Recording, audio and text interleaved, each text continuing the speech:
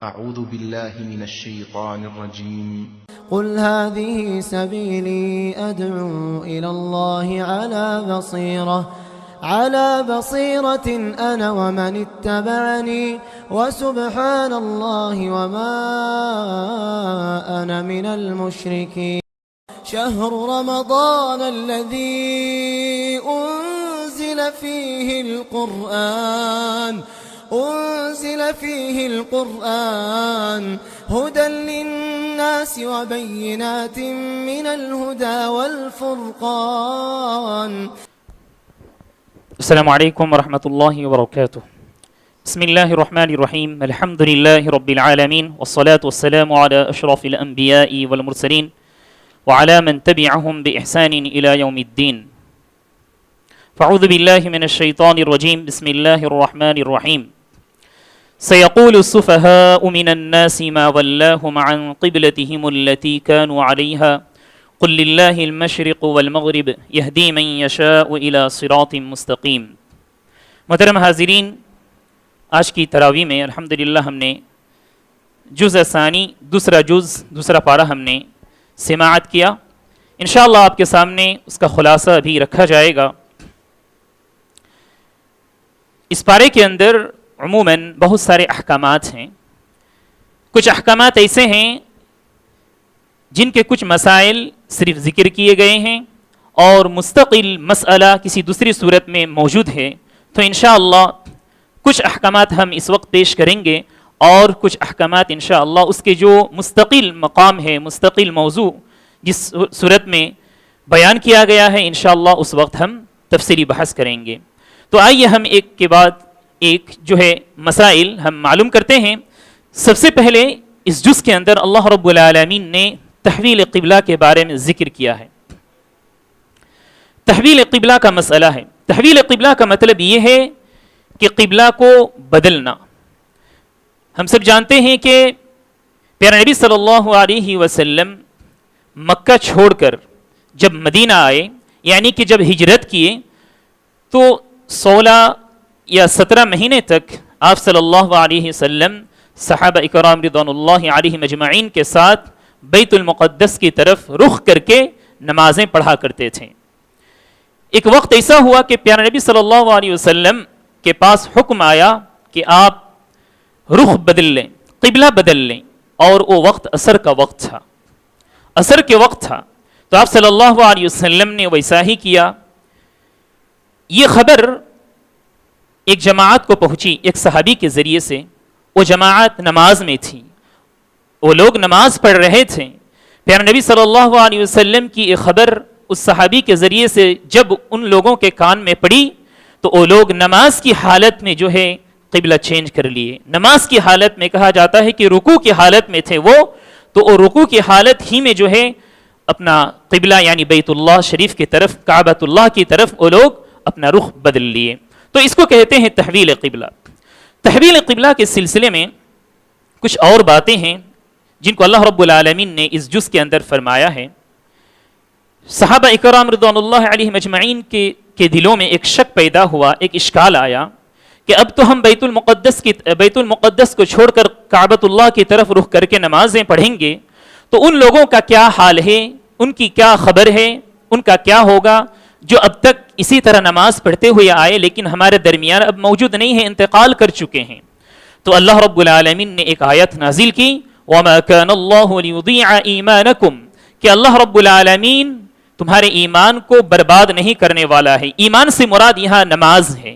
نماز کو ایمان سے تعبیر کیا گیا ہے.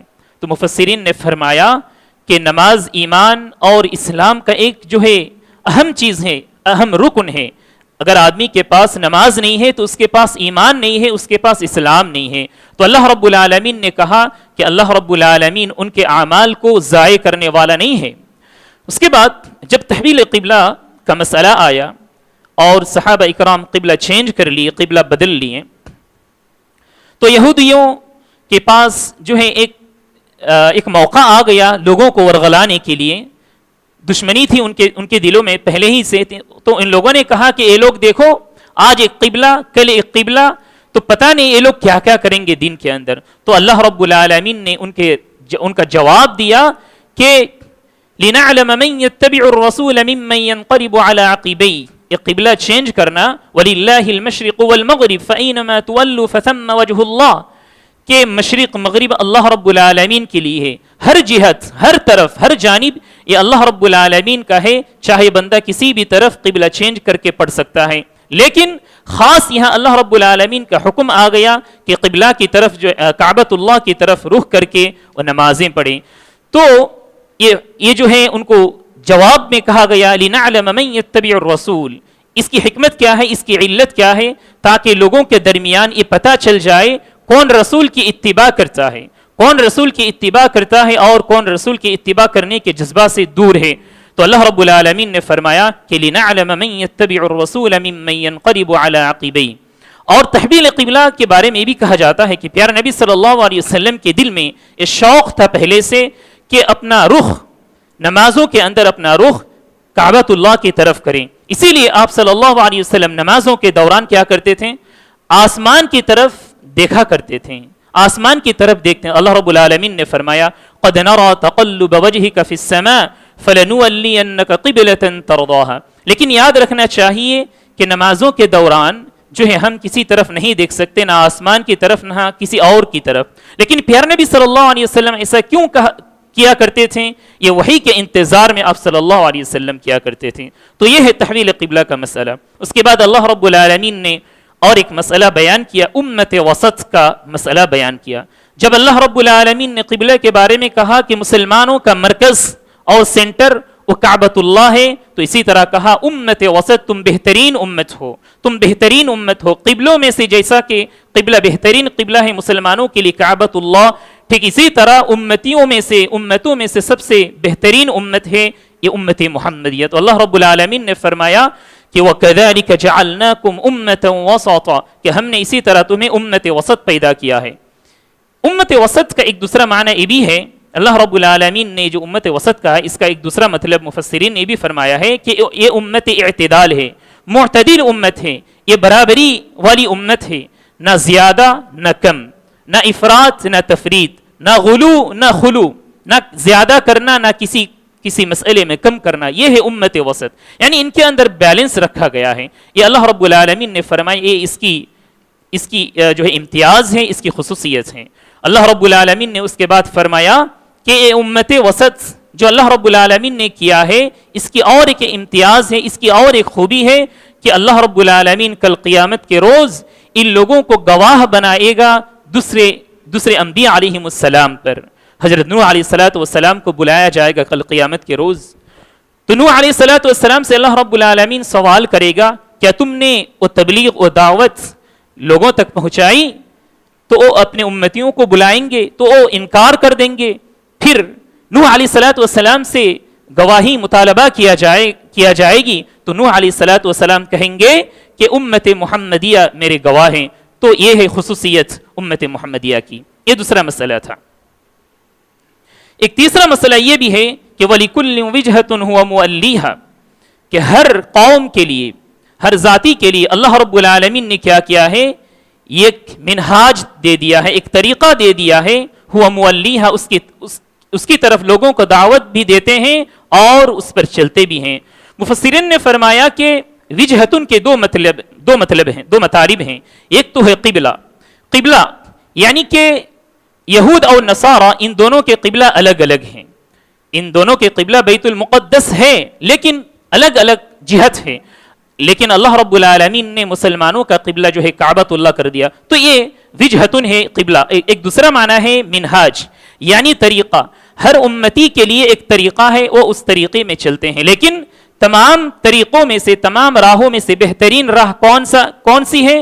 یہ ہے امت محمد صلی اللہ علیہ وسلم کی راہ۔ تو اللہ رب العالمین نے اس کے بعد فرمایا فاستبقوا الخیرات، تم خیرات کی طرف آگے بڑھو، نیکیوں کی طرف آگے بڑھو۔ مفسرین نے فرمایا کہ خیرات کے یہاں دو مطالب ہیں، ایک تو یہ ہے کہ وحی الہی، اللہ رب العالمین کی طرف سے جو کچھ پیغامات آتے ہیں اس کی طرف تمہیں بڑھنا ہے، اور دوسری بات یہ ہے اتباع رسول، پیارے نبی صلی اللہ علیہ وسلم نے ہمیں جس طریقے سے اعمال کرنے کے لیے بتلایا ہے اس طریقے کو اپنانا ہے۔ یہ تیسرا مسئلہ تھا۔ اسی طرح حضرات اس جز کے اندر ایک اور بات یہ بھی ہے استعینوا بالصبر والصلاۃ. یہ مسئلہ اس سے پہلے بھی گزر چکا ہے پارہ نمبر 1 میں بھی کہ اللہ رب العالمین نے فرمایا کہ تم نماز اور صبر کے ذریعے سے اللہ رب العالمین کی مدد مانگو. جب بندہ کسی پریشانی میں ہوتا ہے تو اس بندے کو چاہیے کہ نمازیں پڑھے اور اللہ رب العالمین سے دعائیں مانگے. یہ سلف رضوان اللہ علیہ سلف رحمہم اللہ کا طریقہ تھا, وہ لوگ ایسا ہی کیا کرتے تھے.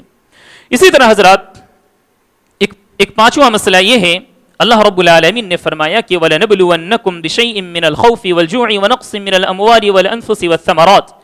یعنی مسلمانوں کو اللہ رب العالمین آزمائش میں ڈالے گا, آزمائش میں ڈالے گا اللہ رب العالمین ان کے مال کم کر کے, ان کی جانوں میں کمی کر کے, اور دوسری مختلف فتنوں سے اللہ رب العالمین ان کو سامنا کرائے گا. لیکن اللہ رب العالمین کے اصل بندے وہ ہیں, اللہ رب العالمین کے قریبی بندے وہ ہیں جو صبر کرے. ان اللہ مع الصابرین, کہ اللہ رب العالمین صبر کرنے والوں کے ساتھ ہیں, اللہ رب العالمین کی مدد صبر کرنے والوں کے ساتھ ہیں. حدیث پاک کے اندر ہے کہ ایک مرتبہ کا واقعہ ہے کہ ام سلمہ رضی اللہ عنہا کے گھر میں آپ صلی اللہ علیہ وسلم تشریف لائے. یہ اس وقت کا واقعہ ہے جب ام سلمہ رضی اللہ عنہا کے شوہر ابو سلمہ کا انتقال ہو گیا, تو آپ صلی اللہ علیہ وسلم نے انہیں تسلی کی کچھ کلمات پیش کیے. اس کے بعد آپ صلی اللہ علیہ وسلم نے ان سے کہا کہ تم دعا پڑھو کہ انا للہ و انا الیہ راجعون. جب بندہ کسی مصیبت میں پہنچتا ہے, مصیبت میں واقع ہوتا ہے, تو اس بندے کو بولنا چاہیے کہ ہم اللہ کے لیے ہیں اور ہم اللہ رب العالمین کی طرف لوٹنے والے ہیں. اور ایک دعا سکھلائی پیارے نبی صلی اللہ علیہ وسلم نے, اللہم اجرنی فی مصیبتی وخلف لی خیرا منہا, کہ اے پروردگارا تو مجھے اس مصیبت کی وجہ سے بہترین بدلہ عطا فرما اور تو مجھے بہترین ہم نشین کر. یعنی کہ ابو سلمہ رضی اللہ عنہ کی جگہ تو مجھے اور کوئی شوہر عطا کر. پیارے نبی صلی اللہ علیہ وسلم نے جب یہ بات بتلائی ان کو, تو انہیں تعجب ہوا کہ ابو سلمہ سے بھی بہترین کوئی شخص میری زندگی میں ہو سکتا ہے. تو پیارے نبی صلی اللہ علیہ وسلم چند دنوں کے بعد انہیں پیغام دیا, نکاح کا پیغام دیا, تو ان سے پھر نکاح ہوا. اس سے پتہ چلتا ہے کہ پیارے نبی صلی اللہ علیہ وسلم بہتر ہیں, اس میں کوئی شک نہیں ہے کہ پیارے نبی صلی اللہ علیہ وسلم سے بڑھ کر بہتر کوئی ہو ہی نہیں سکتا. تو آپ صلی اللہ علیہ وسلم کی یہ دعا کی برکت تھی کہ ان کو ان کے شوہر جن کا انتقال ہو چکا تھا, تو ان کی جگہ اس شخص سے بہترین شخص کو اللہ رب العالمین نے لا لیا. اس کے بعد حضرات اس جز کے اندر اللہ رب العالمین نے حج کے بارے میں کچھ احکامات بتلایا ہے, لیکن انشاءاللہ حج کے کچھ احکامات جو ہیں ایک مستقل جگہ ہے جو سورۃ الحج ہے. انشاءاللہ اس وقت ہم مفصل انداز میں تفصیل کے ساتھ وہ ہم معلوم کریں گے. اللہ رب العالمین نے ایک اور مسئلہ یہاں بتلایا ہے مالی تعاون کے سلسلے میں, کہ مال جو ہم خرچ کرتے ہیں, صدقات, زکوٰۃ وغیرہ جو ہم دیتے ہیں, یعنی کہ مال کے ذریعے سے ہم جو مدد کرتے ہیں, اس کے اولین مستحق کون ہیں, کون لوگ اس کے اولین مستحقین ہیں؟ سب سے پہلے اللہ رب العالمین نے کہا کہ تمہارے والدین ہیں, والدین ہیں.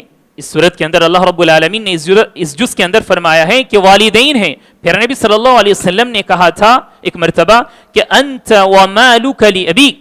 ایک صحابی سے آپ صلی اللہ علیہ وسلم نے فرمایا تھا, وہ شکایت کرنے کے لیے آئے, لیکن آپ صلی اللہ علیہ وسلم نے انہیں الٹا فرمایا کہ انت ومالک لابیک, کہ تم اور تمہارا پورا مال تمہارے باپ کے لیے ہے, یعنی کہ تمہارے باپ کا ایک حق ہے. سبحان اللہ, بہت سارے لوگ تو ایسے ہوتے ہیں مال تو بہت خرچ کیا کرتے ہیں مختلف جگہوں میں, لیکن والدین کی طرف نہیں دیکھتے. یہ بہت ہی بڑی بری بات ہے. تو سب سے پہلے مال کے مستحقین ہیں وہ والدین ہیں. اس کے بعد اللہ رب العالمین نے فرمایا کہ اقربین جو رشتہ دار ہیں. جی ہاں, سب کو تو آدمی خرچ کر رہا ہے, لیکن اس کے رشتہ دار پریشان حال ہیں, ان کی طرف نہیں دیکھتا ہے, یہ اچھی بات نہیں ہے. تو دوسرے نمبر پر اقربین آتے ہیں, یعنی کہ رشتہ دار. تیسرے نمبر پر جو ہے اللہ رب العالمین نے فرمایا کہ وہ بندے جو یتیم ہیں, تو یتیموں کی طرف بھی ہم سب کو چاہیے کہ ہم دیکھیں.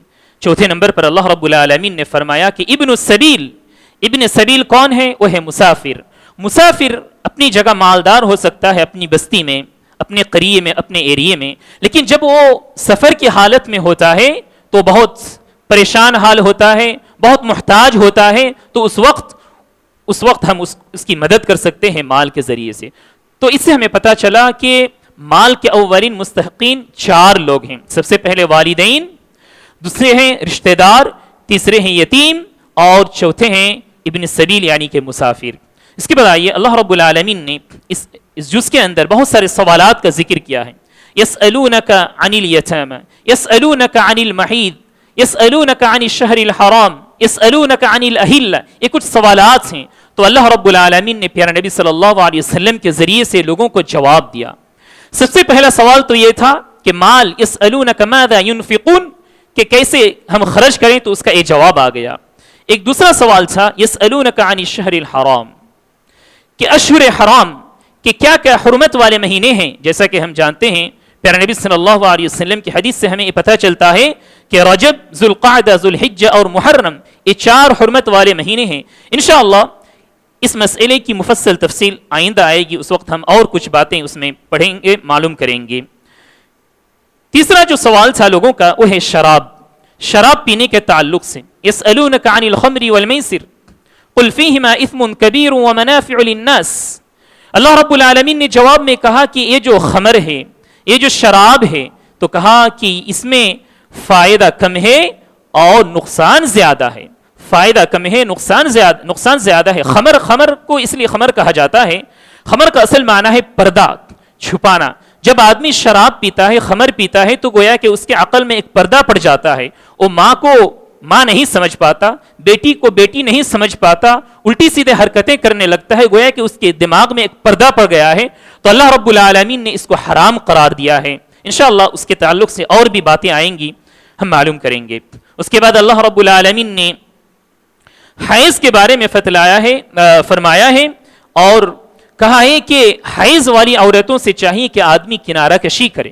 کنارہ کشی کا مطلب یہ ہے کہ آدمی ہم بستری سے دور رہے، ورنہ ایک ساتھ رہ سکتا ہے، کھا سکتا ہے، پی سکتا ہے، ہر چیز کر سکتا ہے.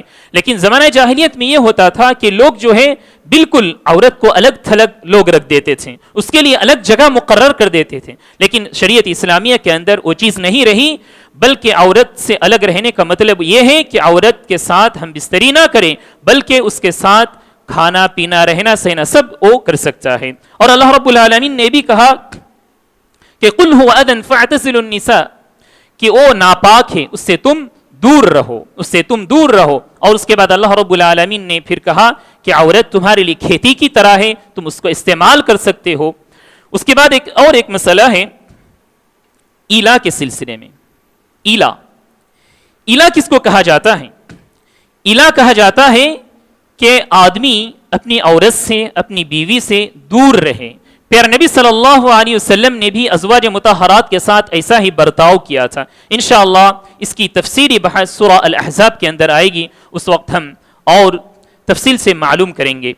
محترم حاضرین، اس صورت کے اندر اللہ رب العالمین نے یہ بھی فرمایا ہے کہ جنت کا حاصل کرنا کچھ آسان نہیں ہے.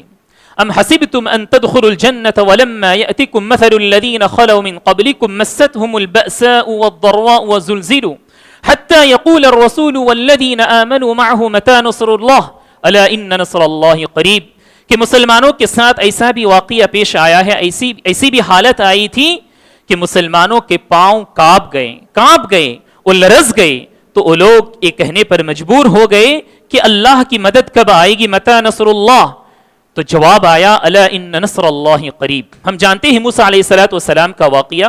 موسیٰ علیہ السلام کو دشمنان جو ہے فرعون کے دشمن، فرعون کے ساتھیوں نے پیچھا کیا. موسیٰ علیہ السلام دریا کے پاس پہنچ گئے. سامنے دریا ہے اور پیچھے جو ہے فرعون کا لشکر ہے.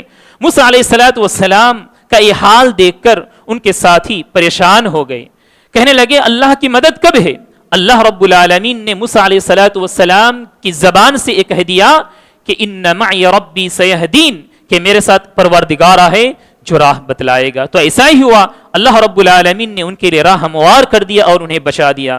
تو اللہ رب العالمین کے اوپر تقوی، اللہ رب العالمین کے اوپر بھروسہ جب آدمی کا پورا رہتا ہے تو اللہ رب العالمین اس کے لیے راستے کھول دیتے ہیں. وَمَن يَتَّقِ اللَّهَ يَجْعَلْ لَهُ مَخْرَجًا. جب بندہ اللہ رب العالمین سے حقیقی معنوں میں ڈرتا ہے، تقوی اختیار کرتا ہے، یجعل لہ مخرجا، تو اس کے لیے راہیں ہموار کر دیتا ہے، راہیں کھول دیتا ہے. تو یہ ہوا تھا.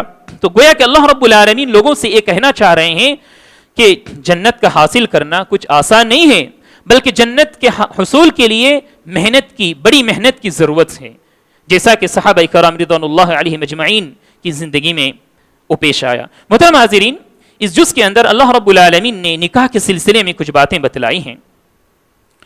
کہا کہ بسا اوقات ایسا ہوتا ہے کہ آدمی نکاح ایسی عورت سے کرنا چاہتا ہے وہ غیر مسلم ہے، غیر مسلمہ ہے، تو اللہ رب العالمین نے یہ فرمایا کہ غیر مسلمہ عورت کبھی بھی تمہارے لیے بہتر نہیں ہو سکتی، گرچہ وہ خوبصورت ہو، اپنی جگہ خوبیاں والی ہو، ایک مومنہ ہی تمہارے لیے بہترین ہے، بہت زیادہ یعنی بہت زیادہ بہتر ہے ایک مشرکہ سے.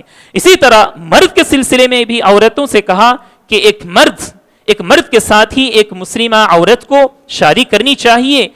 ایک مسلم مرد کئی گنا زیادہ بہتر ہے ایک غیر مسلم مرد سے. تو محترم حاضرین، ہمارے معاشرے میں یہ بھی ایک فتنہ ہے کہ بہت ساری جو ہے عورتیں، لڑکیاں غیر مسلموں کے ساتھ چلی جاتی ہیں.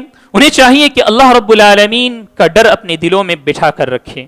اللہ رب العالمین ہم سے یہ چاہتا ہے کہ ہم اس کے راستے میں چلیں، لیکن اگر ہم کفر اور شرک کے راستے کو اختیار کر لیں گے تو گویا کہ ہم نے ایمان کو بیچ دیا. تو ایمان کو بیچنا کبھی بھی ہمارے لیے زیبا نہیں دیتا. اسی طرح حضرات، اللہ رب العالمین نے یہ بھی کہا ہے کہ بسا اوقات ہم کوئی چیز انتخاب کرتے ہیں تو اسے ہم صحیح سمجھتے ہیں، اسے اچھا سمجھتے ہیں، لیکن وہ چیز بری ہوتی ہے.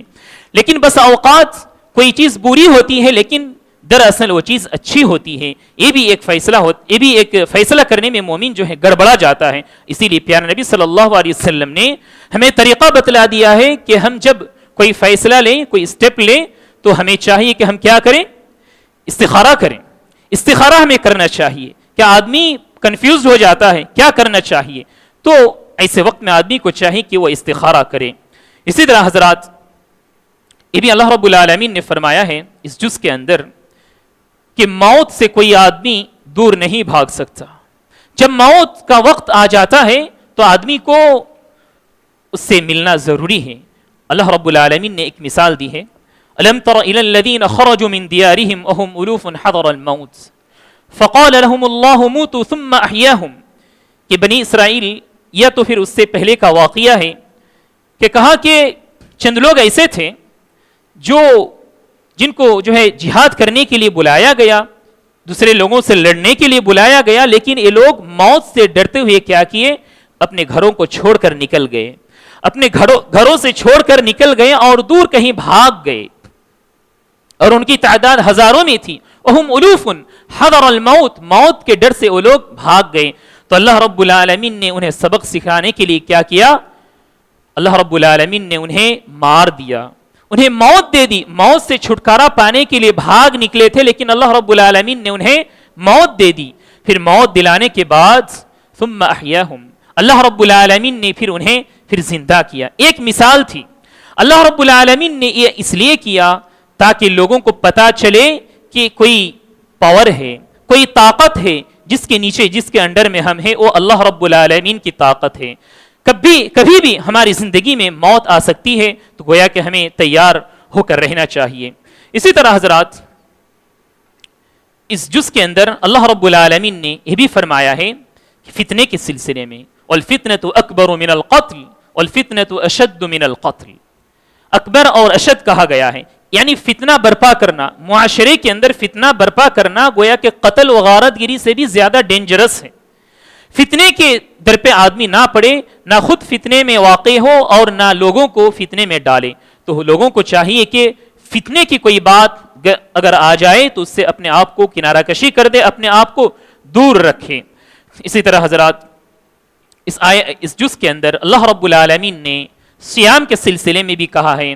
اللہ رب العالمین نے کہا یا ایھا الذین آمنوا کتب علیکم الصیام کما کتب علی الذین من قبلکم لعلکم تتقون، کہ تمہارے اوپر اللہ رب العالمین نے روزوں کو فرض کر دیا ہے جیسا کہ تم سے پہلے بھی بہت سارے لوگوں کے اوپر روزہ فرض کیا تھا.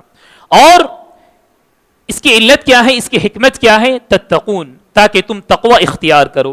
تو روزے کے ذریعے سے آدمی تقوی اختیار کر سکتا ہے. اسی طرح حضرات اس میں کچھ اللہ رب العالمین نے احکامات بتلایا ہے کہ آدمی روزہ جب کرے تو کب تک کھانا پینا جاری رکھے. تو اللہ رب العالمین نے فرمایا کہ صبح صادق ظاہر ہونے تک، صبح صادق ظاہر ہونے تک، یعنی کہ فجر کا جب وقت ہوتا ہے تو آدمی کھانا پینا جاری رکھ سکتا ہے. اس کے بعد اللہ رب العالمین نے ابھی اور بھی کہا ہے وَلَا تُبَاشِرُوهُنَّ وَأَنْتُمْ عَاكِفُونَ فِي الْمَسَاجِدِ، کہ جب تم مسجدوں میں اعتکاف کی حالت میں رہو تو اپنی بیویوں سے، اپنی عورتوں سے دور رہو، دور رہنا چاہیے. اس کے اندر مفسرین نے ایک مسئلہ استنباط کیا ہے وَأَنْتُمْ عَاكِفُونَ فِي الْمَسَاجِدِ، کہ اعتکاف صرف اور صرف مساجد میں ہو سکتا ہے، مسجدوں کے علاوہ کہیں اور نہیں ہو سکتا.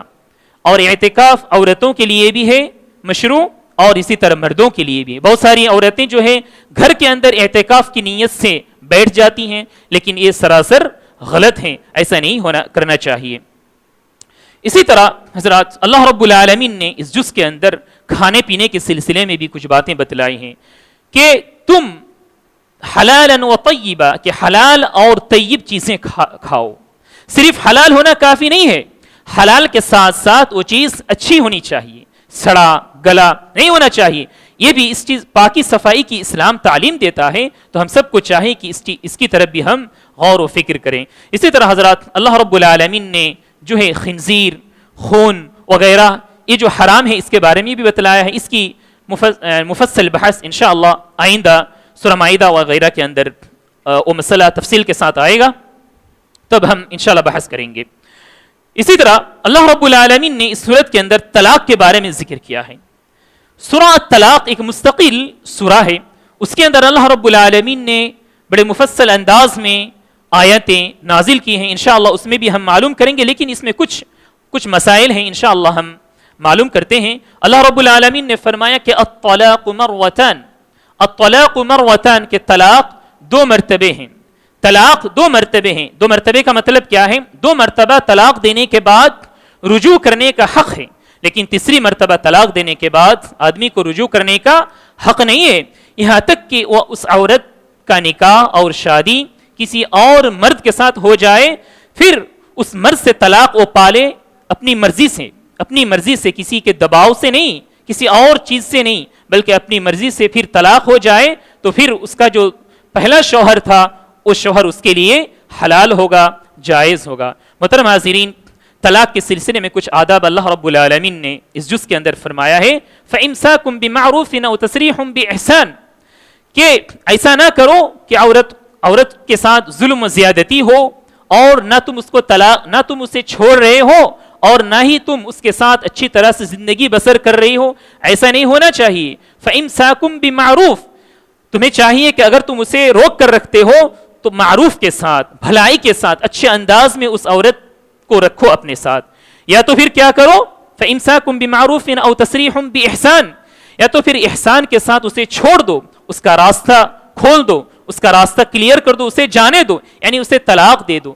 تو طلاق اگر دینا ہے عورت کو تو وہ بھی اچھے انداز سے دینا ہے. ایسا نہیں کہ فساد برپا کر کے، خاندان کے ساتھ خاندان کو الگ کر کے، جی ہاں، مار پیٹ کے ذریعے سے، یہ انداز نہیں ہونا چاہیے. اللہ رب العالمین نے کہا فَإِمْسَاكُمْ بِمَعْرُوفٍ أَوْ تَسْرِيحٌ بِإِحْسَانٍ. احسان کا مطلب کیا ہے؟ اچھائی کرنا، بھلے طریقے سے، بھلے انداز سے. محترم حاضرین، ایک واقعہ پیش آیا تھا صحابہ کرام رضوان اللہ علیہم اجمعین کے زمانے میں. آپ صلی اللہ علیہ وسلم بھی اس وقت موجود تھے. ایک صحابی تھے جن کا نام ہے معقل رضی اللہ عنہ کی ایک بہن تھی. تو معقل رضی اللہ عنہ کی اس بہن کی شادی ایک صحابی سے ہوئی تھی اور 2 مرتبہ جو ہے طلاق بھی پا گئی تھی. لیکن اب تیسری مرتبہ جو ہے یعنی کہ موقع ہے کہ اس سے شادی ہو جائے، لیکن انہوں نے کیا کیا؟ روک کر رکھ دیا. ان کی غیرت آ گئی کہ میں نہیں اس سے شادی اور دوبارہ اس سے شادی نہیں کراؤں گا. میں نے ان کو عزت دی، ان سے نکاح کرائی میری بہن کی، اور ان کو عزت کے ساتھ میں نے سب کچھ کیا، لیکن انہوں نے ایسا کیا تو ان کے پاس جو غصہ آیا، اللہ رب العالمین نے آیت نازل کر دی. لیکن اس سے پہلے اور ایک بات یہ ہے کہ معقل بن یسار رضی اللہ عنہ کی یہ جو بہن تھی اور ان کے جو شوہر تھے پہلے شوہر، یہ دونوں ایک دوسرے سے ملنا چاہتے تھے، یعنی دوبارہ پھر شادی کرنا چاہتے تھے، لیکن ان کے بھائی رکاوٹ بنے ہوئے تھے، معقل رضی اللہ عنہ رکاوٹ بنے ہوئے تھے، وہ نہیں چاہتے تھے کہ پھر دوبارہ شادی کرائیں، لیکن یہ ظلم تھا، یہ صحیح چیز نہیں تھی، اس لیے اللہ رب العالمین نے آیت نازل کر دی۔ تو پھر اللہ رب العالمین کی جب یہ آیت نازل ہوئی تو وہ ان کے کان تک جب یہ آیت گئی تو پھر پیارے نبی صلی اللہ علیہ وسلم کے پاس آئے اور پھر خوشی کا اظہار کیا، پھر ان کی بہن کی شادی پھر پہلے شوہر کے ساتھ کرا دی۔ تو اس بات کا بھی ہمیں خیال رکھنا چاہیے۔ اسی طرح حضرات عدت کے سلسلے میں آیا ہے کہ متوفی عنہا، وہ عورت جس کے شوہر کا انتقال ہو چکا ہے، وہ عورت جس کے شوہر کا انتقال ہو چکا ہے تو وہ کتنی مدت تک انتظار کرے؟ تو کہا گیا 4 اشہر و 10 کہ 4 مہینے اور 10 دن، 4 مہینے 10 دن وہ عورت انتظار کرے دوسری شادی کے لیے، دوسرے نکاح کے لیے۔ اور یہ جو وقفہ ہے 4 مہینے 10 دن کا وقفہ، اس دوران شادی بیاہ کے لیے کوئی پیغام وغیرہ نہیں دینا چاہیے، نہ وہ عورت خود دے اور نہ کوئی اس کو کوئی پیغام دے۔ یہ 4 ماہ 10 دن کے لیے وہ عدت میں رہے گی۔ تو یہ کچھ مسائل ہیں، اس کی تفصیلی بحث اور آئندہ آئے گی۔ اسی طرح حضرات ایک اور مسئلہ اس جز کے اندر اللہ رب العالمین نے بتلایا ہے، طالوت اور جالوت اور اس کے ساتھ ساتھ داؤد علیہ السلام کا ایک واقعہ۔ اللہ رب العالمین نے داؤد علیہ السلام کو بھیجا کب؟ جب نوح علیہ السلام، آدم علیہ السلام، پھر نوح علیہ السلام کو بھیجنے کے بعد انبیاء علیہ السلام کا سلسلہ بند ہو چکا تھا، انبیاء علیہ السلام کا سلسلہ بند ہو چکا تھا لوگوں کی گناہوں کی وجہ سے۔ تو اللہ رب العالمین نے پھر داؤد علیہ السلام کو نبی بنا کر بھیجا لوگوں کی طرف رحمت کرتے ہوئے۔ تو داؤد علیہ السلام کے زمانے میں ایک واقعہ پیش آیا کہ جس قوم کی طرف جس قوم میں داؤد علیہ السلام تھے یعنی بنی اسرائیل میں، تو وہ لوگ کسی قوم سے یعنی جالوت سے لڑے تھے، وہ لوگ جنگ کیے تھے۔ تو جنگ کرنے کی وجہ سے یہ لوگ کیا کیے؟ شکست پا گئے تھے، ہار گئے تھے۔ تو جالوت اور اس کی قوم نے ان کو لوٹ لیا تھا، ان کے مال وغیرہ لے کر چلے گئے تھے۔ تو ان کے پاس غصہ تھا، ولولہ تھا، جذبہ تھا کہ پھر ہم دوبارہ اثر نو ان سے ہم مقابلہ کریں، ان سے جنگ کریں۔ تو ان کے پاس یہ شوق تھا، یہ جذبہ تھا۔ تو اللہ رب العالمین نے طالوت کو چنا۔ اللہ رب العالمین نے طالوت، ایک شخص جو بہادر تھے، اللہ رب العالمین نے ان کے بارے میں کہا کہ وہ عقل یعنی کہ دماغ کے اعتبار سے بھی وہ بہت تیز تھے، اور اسی طرح جسمانی اعتبار سے بھی اللہ رب العالمین نے ان کو جو ہے طاقت دی تھی۔ تو اللہ رب العالمین نے ان کو تیار کیا۔ تو داؤد علیہ السلام ان طالوت کے ساتھ گئے، لڑنے کے لیے گئے جالوت کے مقابلے میں لڑنے کے لیے گئے۔ لیکن بنی اسرائیل کے ان لوگوں سے یہ کہا گیا آزمائش کے لیے، لیکن یاد رکھنا ایک نہر آنے والی ہے، ایک ندی آنے والی ہے، تو اس سے جب ہم گزریں تو پانی نہیں پینا چاہیے۔ یہ ان کے امتحان کے لیے تھا، کیونکہ جنگ وغیرہ میں آدمی کو بہت سارے مشکلات کا سامنا کرنا پڑتا ہے اور اس پر صبر کرنا چاہیے۔ تو ان سے کہا گیا کہ تم پانی نہ پیو، لیکن جب اس سے ان کا گزر ہوا تو یہ لوگ کیا کیے؟ پانی پینے لگے۔ اکثر ان لوگوں میں سے پانی پی لیے، الا قلیلا، سوائے چند لوگوں کے۔ اور ان میں سے جو لوگ دانا لوگ تھے، یعنی جن کے پاس عقل و دانش مندی تھی، ان لوگوں نے جو ہے اس طرح کی حرکتیں نہیں کی، یعنی جو آرڈر تھا، جو حکم تھا کہ پانی نہ پئیں بلکہ آگے بڑھیں، تو ان لوگوں نے ایسا ہی کیا۔ تو کہا کہ وقتل داؤد جالوت، کہ داؤد علیہ السلام نے جالوت کو قتل کیا، اور اسی طرح اللہ رب العالمین نے کامیابی دی۔ اور اس سے پہلے اور ایک بات یہ ہے کہ لوگوں کو یقین نہیں ہو رہا تھا کہ اللہ رب العالمین نے طالوت کو بھیجا ہے۔ تو داؤد علیہ السلام نے کہا کہ اللہ رب العالمین کی کوئی نشانی ہوگی کہ یہ اللہ رب العالمین کی طرف سے بھیجا ہوا بندہ ہے۔ تو کہا کہ اللہ رب العالمین کی طرف سے ایک تابوت پیش کیا گیا، یعنی ایک صندوق جس کے اندر حضرت موسیٰ علیہ السلام اور ہارون علیہ السلام کی کچھ چیزوں متبرکہ کچھ چیزیں تھیں، یعنی برکت والی کچھ چیزیں تھیں. صبح کے وقت وہ صندوق، وہ باکس ان کے دروازے پر رکھا ہوا تھا. تو لوگوں نے جب اس کا مشاہدہ کیا تب انہیں یقین ہوا، پھر یہ لوگ جنگ کے لیے تیار ہوئے. بہرحال اللہ رب العالمین کے حکم سے یہ لوگ لڑے اور اللہ رب العالمین نے ان کو فتح عطا کیا. تو اس واقعے سے ہمیں یہ سبق ملتا ہے کہ دشمنوں سے ہمیں جو ہے ملنے کے لیے، دشمنوں کا مقابلہ کرنے کے لیے دعائیں نہیں کرنی چاہیے. پیارے نبی صلی اللہ علیہ وسلم نے بھی سکھلایا ہے کہ دشمنوں کا سامنا کرنے کے لیے کوئی آدمی جو ہے دعائیں نہ کرے، لیکن اگر وہ وقت آ جائے تو اس کے لیے اپنے آپ کو تیار کریں. تو ان لوگوں نے دشمنوں کے سامنے کرنے کے لیے، ان کا مقابلہ کرنے کے لیے تیار ہوئے، لیکن جب عین وقت آیا تو یہ لوگ پیچھے ہٹ گئے اور بھاگ گئے. بہرحال اور بھی کچھ مسائل اس کے اندر موجود ہیں، انشاءاللہ مفصل انداز میں آئندہ جو صورتیں ہیں ان کے اندر ہم معلوم کریں گے. اللہ رب العالمین سے دعا ہے کہ اللہ تعالی ہم سب کو قرآن مجید اور احادیث کی روشنی میں زندگی گزارنے کی توفیق دے. آمین. جزاکم اللہ خیر. السلام علیکم ورحمۃ اللہ وبرکاتہ.